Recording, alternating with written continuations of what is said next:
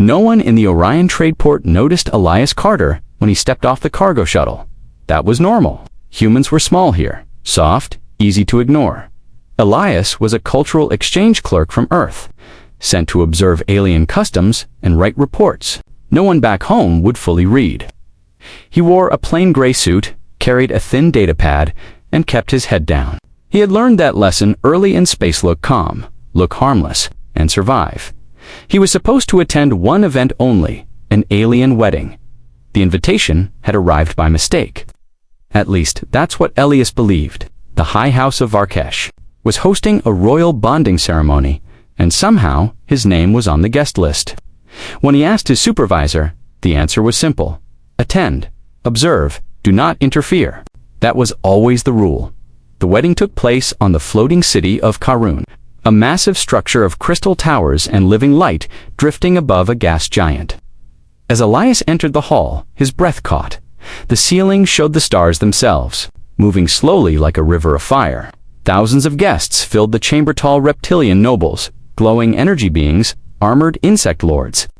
Power sat heavy in the air, and Elias felt very, very human. He found his seat near the back, far from the royal platform. He planned to watch, record, and leave quietly. That plan died the moment the music began. The sound was not heard, it was felt. Deep vibrations moved through Elias's chest, syncing with his heartbeat. The crowd went silent as the royal family entered. King Therion of Varkesh was massive. His golden armor fused to his scales. His presence alone bent the room. Beside him walked his daughter, Princess Salira. Elias forgot to breathe. She did not look human, but something about her was familiar. Her eyes held calm strength, not cold pride. When she smiled, it was not practiced, it was real. He was a noble warrior from a rival house, tall and sharp-eyed. The alliance would end a century of war. Everything was perfect, too perfect. Elias felt it before he saw it, a shift in the air, a wrongness. Elias did not sleep well that night, even inside the royal chambers. Guarded by elite soldiers and sealed with energy shields, his mind refused to rest. Every time he closed his eyes, he saw the blade flashing toward Princess Salira's heart. He kept telling himself one thing: he was just a guest, nothing more. But the universe had other plans. When morning came, Elias was escorted through long halls made of living crystal. The walls shifted color as he passed, reacting to his heartbeat. Servants bowed. Warriors watched him closely. A human had never walked these halls as anything but a prisoner until now. The doors of the High Council chamber opened. Inside, the most powerful beings of the Varkesh Empire sat in a wide circle. Generals, elders, noble lords. Their eyes followed Elias, like weapons locking on a target. At the center stood King Therion. "You saved my daughter," the king said. "That act cannot be ignored." Elias bowed slightly, the way humans did. "I only did what felt right." A low murmur spread through the chamber. One elder leaned forward. "Humans are weak. Why should one moment of courage matter?" Salira's voice cut through the room, because no one else moved. Silence. Feldot the king raised one clawed hand. "The assassin was sent to break our alliance," he said. "Without this marriage, war will return." Elias felt a cold weight in his chest. This was bigger than him. "The groom's house now accuses us of weakness." The king continued. "They demand delay. Delay invites attack." A general spoke. "We must choose a new bond partner quickly." Elias looked up sharply. Salira turned toward her father. "You don't mean I do," the king said calmly. Every eye in the room moved to Elias. His translator struggled to keep up. Elias took a step back. "Your Majesty, I don't understand." The king's gaze was steady. "You are not tied to any house. You have no enemies here. And you have already proven loyalty with blood." The words hit Elias like a blast. "You want me to marry your daughter?" he asked, barely breathing. Shock exploded across the chamber. The Empire did not wait long to test Elias. 3 days after the announcement, the ancient horns of Varkesh sounded across the floating city. The deep call echoed through crystal towers and metal bridges, a sound only used for one thing: a royal trial. Elias. The sky over Karun cracked open. Enemy ships tore through the clouds like metal beasts. their weapons lighting the air in red and white fire. Shockwaves rolled across the floating city, shattering crystal towers and sending debris into the endless storm below. Elias ran not away, toward the sound of battle. Alarms screamed as civilians fled through the upper bridges. Guards formed lines, returning fire, but the enemy ships were many. Too many. Elias reached a fallen soldier and pulled free a heavier weapon. It felt wrong in his hands, but familiar in a strange way. Humans learned fast or died. Protect the princess, a commander shouted.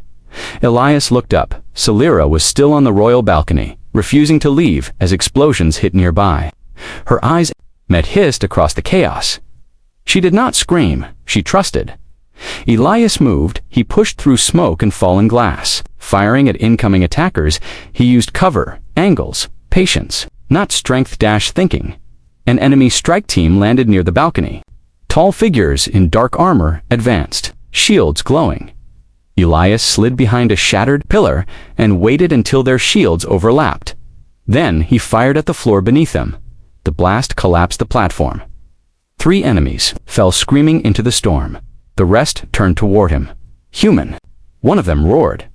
Elias felt fear claw at his chest. He felt a hand acted anyway. Royal guards joined him, forming around the balcony. Together, they held the line. Not because Elias was strong, because he refused to break. Above them, the sky flashed. The royal fleet arrived. Varkesh warships dropped from hyperspace, their massive forms blocking the stars. Cannons thundered. Enemy vessels burned. The battle shifted. Inside the chaos, King Therion watched Elias fight, not like a conqueror, like a protector.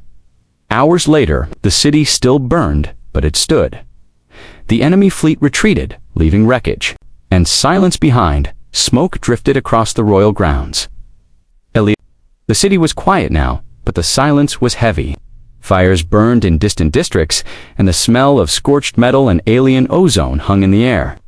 Elias walked through the royal halls, feeling the weight of 1,000 eyes even when no one was around. Princess Salira met him in the inner library, a place few had ever entered. Shelves floated in midair, holding artifacts older than most planets.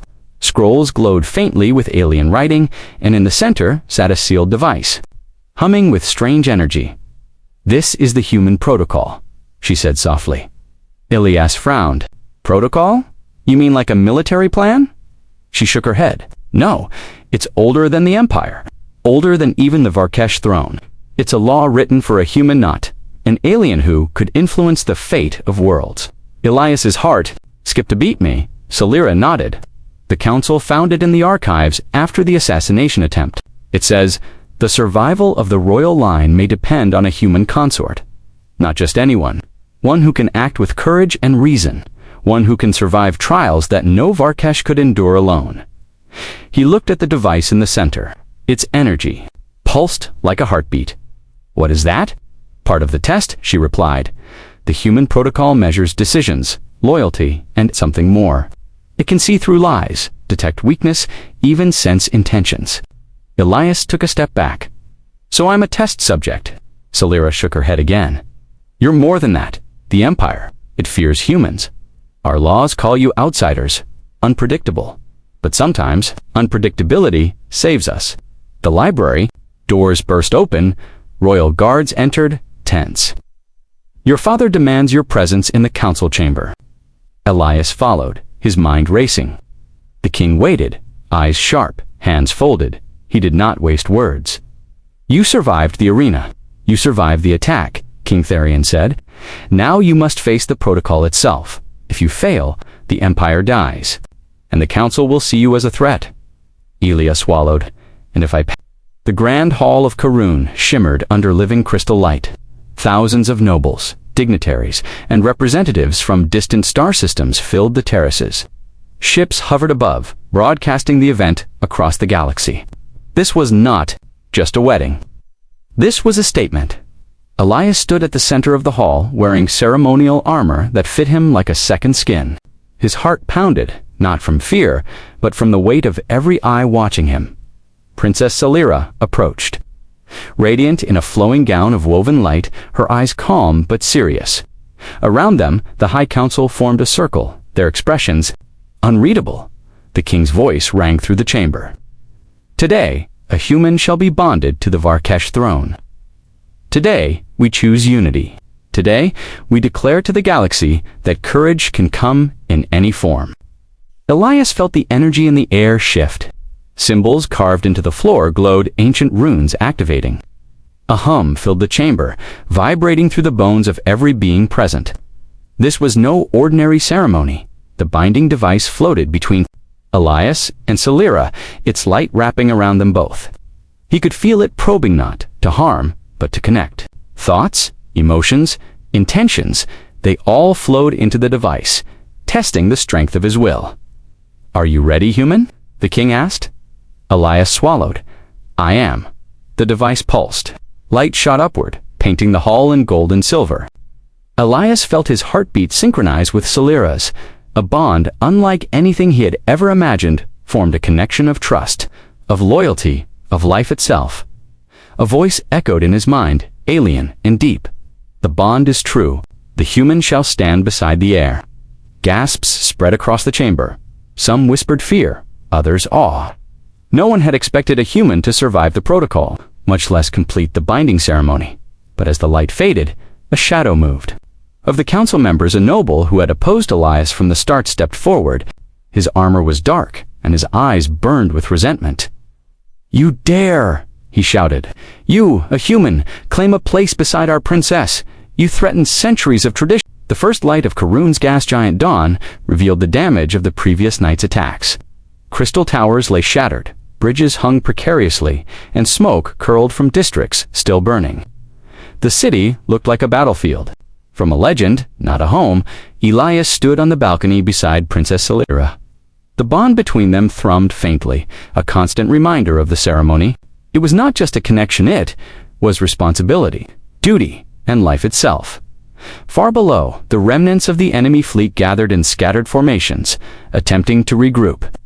But Elias knew something the aliens did not. Humans saw patterns, predicted movements, and adapted quickly. "We can't wait for them to strike again," Elias said. "We need to act first." Celera's eyes met his, "and risk the council thinking you've overstepped." Elias smiled faintly. "They already do. Let them. I've got the bond now that gives us legitimate authority." The royal fleet launched. Elias took his place on the command deck of a cruiser, watching tactical screens flicker with enemy positions. For the first time, he realized the weight of being more than human. Every choice could save or doom millions. The battle was brutal. Enemy ships were fast, more numerous, but disorganized. Elias coordinated with the Varkesh admirals, predicting enemy maneuvers and setting traps. Human instincts combined with alien technology became a weapon the galaxy had never seen. On the ground, rebel nobles attempted another assassination. This time, Elias was ready. He moved through corridors of the palace, protecting Celera, cutting off threats with careful precision. The enemies underestimated him, not a soldier, not a trained warrior, just a human with quick reflexes and courage. Hours passed. The city shook. The enemy forces were pushed back, their commanders captured or destroyed. Karun survived. At last, King Therion called a council. The hall was tense. The remaining nobles were wary, even fearful. "The human has proven his worth," Therion declared. "Not by bloodline, not by power, but by courage and loyalty. He is now